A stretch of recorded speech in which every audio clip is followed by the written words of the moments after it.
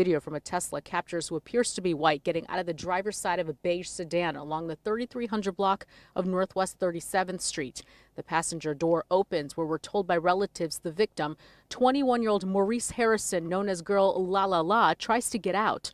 Whyte is seen grabbing her by the hair and putting her back inside before pacing with a cell phone. Hello, bro, please, I need help, please, I need help.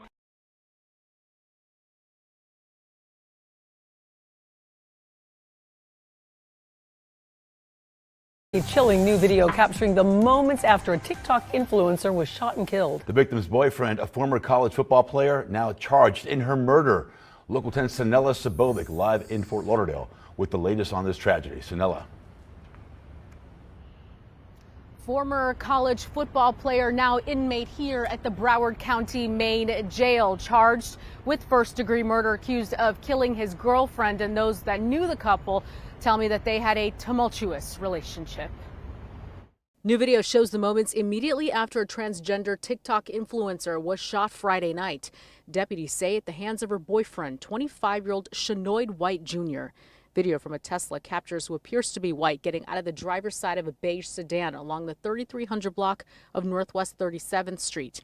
The passenger door opens where we're told by relatives the victim, 21-year-old Maurice Harrison, known as Girllalala, tries to get out. Whyte is seen grabbing her by the hair and putting her back inside before pacing with a cell phone. According to an arrest form, he then calls for help.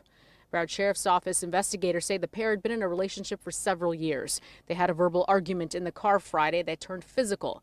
Then she was shot. Girllalala was taken to Broward Health Medical Center where she died. A neighbor who didn't want to show his face on camera describes what his family heard and saw. My wife heard a gunshot around 6:50. This whole area was blocked off. Police were on scene. A lot of police were on scene. I really la la la la la. Maurice Harrison, aka Girllalala, posted that video to nearly 300,000 followers. She showed injuries, she talked about fights, she documented everything. But posting isn't the same as reaching out for help. And on November 14th, 2025, the 21-year-old transgender creator known as Girllalala was shot and killed by her boyfriend, Shanoyd Whyte Jr. Here's the harsh reality. Girllalala thought social media was her safety net. Her followers thought they were just watching content.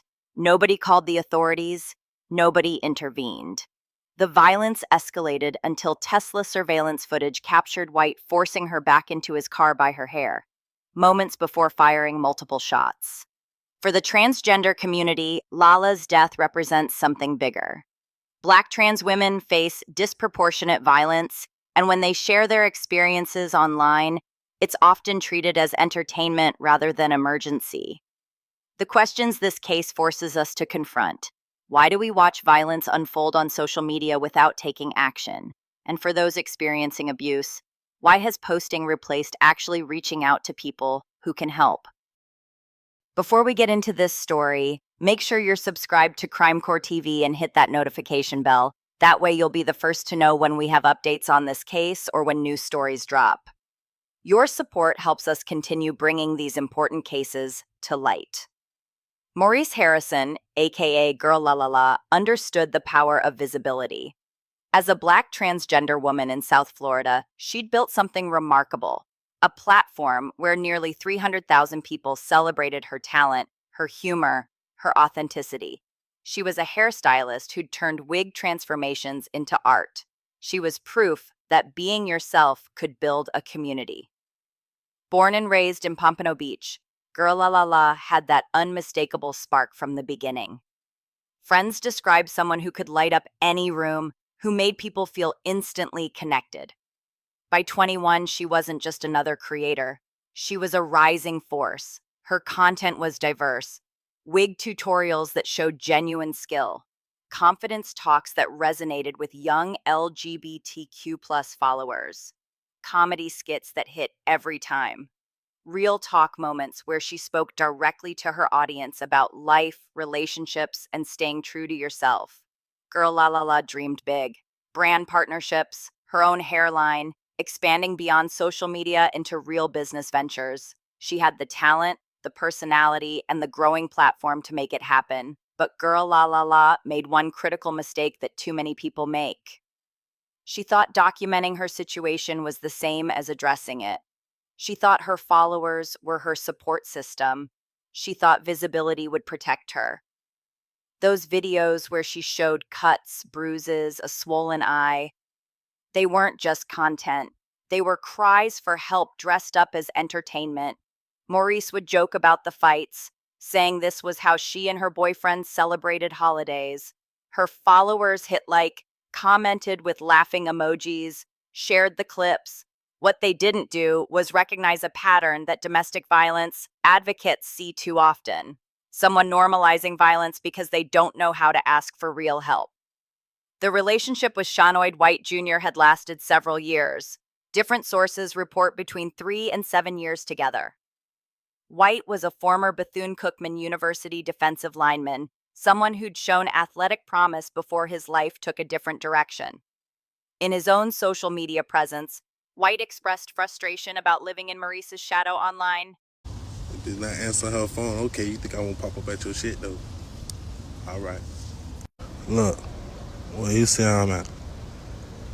I don't never play. I'm so tired of this shit, y'all. I'm so tired of this toxic shit. Man. I can't even take it no more. But I do got some good food at the house, so something positive gotta come out of here. Friends later admitted they sensed tension in the relationship. Not constant, not always visible, but present. Small moments that made people uncomfortable. Arguments that went beyond normal couple disputes. The documented evidence was there for anyone to see. Maurice's videos showing physical injuries, her talking about fights as if they were normal occurrences, the way her expression would change when discussing certain aspects of her relationship. But there was another layer to this story that makes it even more troubling.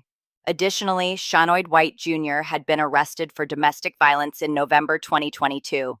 The victim in that case, who wasn't Lala, declined to pursue charges. The pattern was documented. The warning signs were there, all along written in bold words, both online and offline. November 14th, 2025 started with tension. According to the arrest affidavit, Lala and Whyte had argued multiple times throughout the day. By early evening, around 6:30 p.m., they were sitting in Whyte's Chevrolet Malibu on Northwest 37th Street in Lauderdale Lakes. The arrest documents provide a disturbing timeline. Whyte told detectives that during their argument, Girllalala, quote, pulled his hair. He admitted to pulling out his firearm, but then refused to provide any further details, stating he didn't want to incriminate himself. The Tesla surveillance footage captured what happened next. The video shows Whyte exiting the driver's side, something in his hand that authorities identified as a firearm. The passenger door opens, Girlalala trying to escape. The surveillance shows Whyte grabbing her by her hair, forcing her back into the vehicle. According to the arrest affidavit, the surveillance footage then captured Whyte removing what appeared to be a firearm from his waistband and firing into the passenger seat where Girllalala sat. A visible muzzle flash was recorded on the video. Hello, please, I need help. Please, I need help. Deputies arrived at 6:51 p.m. Girllalala was in the passenger seat with multiple gunshot wounds. Blood had pooled on the passenger seat and floorboard. Despite paramedics' immediate response, Maurice Harrison was pronounced dead at Broward Health Medical Center. The investigation revealed 2 9mm shell casings inside the car. A holstered handgun was recovered. Whyte was arrested at the scene and charged with first-degree murder with a firearm. The response from Lala's community was immediate and overwhelming. Within hours, her social media pages transformed into memorial spaces. Followers who'd laughed at her videos were now crying over them. The guilt was palpable. Comment after comment asking why nobody recognized the signs, why nobody helped, why everyone treated real violence like content.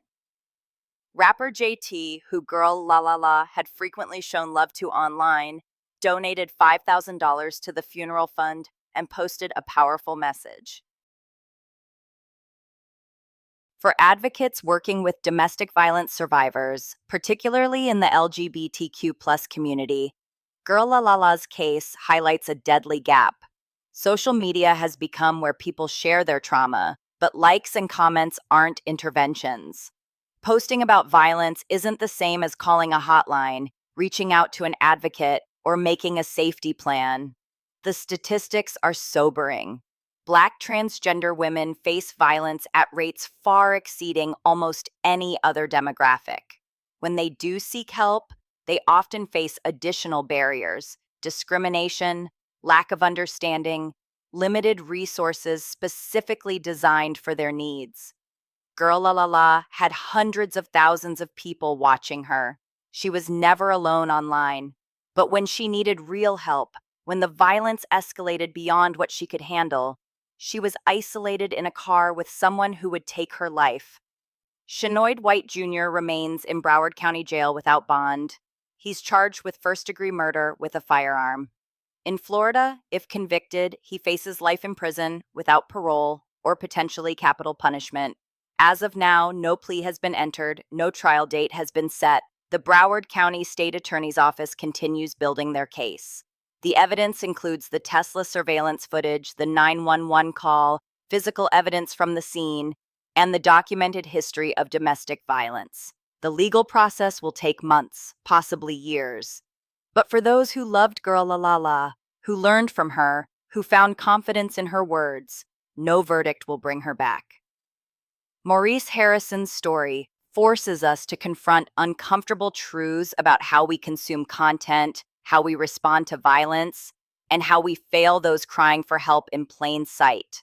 For those experiencing domestic violence, especially in the transgender community, resources exist. The National Domestic Violence Hotline, local LGBTQ+ organizations, advocates trained to help people escape dangerous situations safely. The lesson from Girllalala's story is devastating, but necessary. Documentation isn't protection. Followers aren't first responders. Social media isn't a substitute for real intervention. If you're in danger, reach out to actual resources. If you see someone documenting abuse online, don't just watch, act, share resources. Encourage them to seek help. Take it seriously, even if they're laughing about it. Because Maurice Harrison deserved more than viewers. She deserved intervention. She deserved safety. She deserved to live. She was 21 years old. She had nearly 300,000 followers. She documented everything, and it still wasn't sufficient to save her life. If you or someone you know is experiencing domestic violence, please seek professional help immediately. Contact the National Domestic Violence Hotline or local support services today. Your life matters, and help is available. If this story has impacted you, please consider subscribing to Crime Core TV and enabling notifications. Your support allows us to continue bringing important cases to light and providing updates as developments occur. Thank you for watching. Stay safe, stay informed, and we'll see you in the next video.